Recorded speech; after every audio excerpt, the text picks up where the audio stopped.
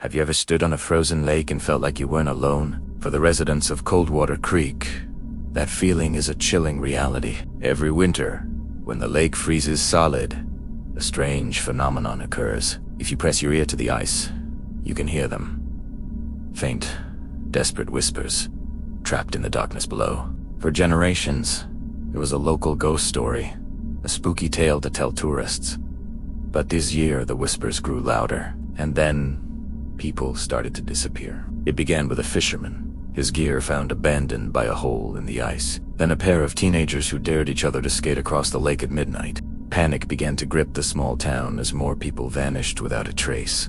All last seen near the frozen shore. The authorities were baffled. There were no tracks, no signs of a struggle. It was as if the lake itself had simply swallowed them whole. The whispers, once a quirky legend, now sounded like a warning. Desperate for answers, the town hired Elias Vance, a veteran ice diver with a reputation for tackling the impossible.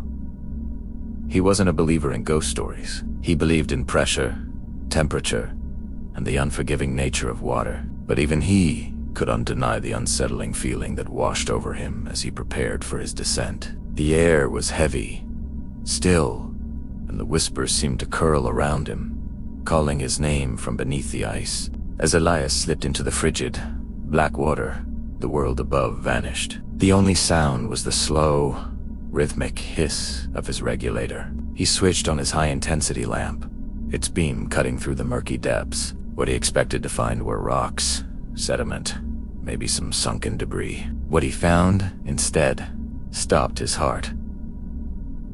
It wasn't debris. It was a street sign. Then, the outline of a rooftop. And then, a window. And in that window, a face, pale and still, its eyes wide open, staring directly at him. He wasn't looking at debris. He was looking at a house. An entire village, perfectly preserved, sat silently at the bottom of the lake. Streetlights, picket fences, front porches. It was all there, a ghostly photograph of a lifelong past. But the most terrifying part wasn't the village itself. It was the villagers.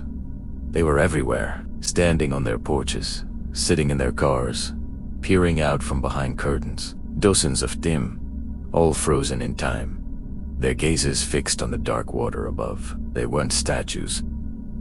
Elias could see the fabric of their clothes, the strands of their hair, all eerily still. And as he drifted closer to the town square, he saw them, the recent missing, the fishermen, the teenagers, all standing among the silent villagers, their faces just as pale, their eyes just as wide and empty. They had joined the others. Suddenly, a sound broke the crushing silence. Not a whisper, but a clear voice, echoing through the water from all around him. "Welcome home." Elias spun around, his light frantic. Every single head in the village, in perfect, horrifying unison, had turned to face him. Their eyes, once vacant, now held a terrifying, hungry intelligence. He realized the truth with a surge of pure terror. The whispers weren't a memory trapped in the ice. They were an invitation. The lake hadn't swallowed the villagers. The villagers had called them down. And now, they were calling to him.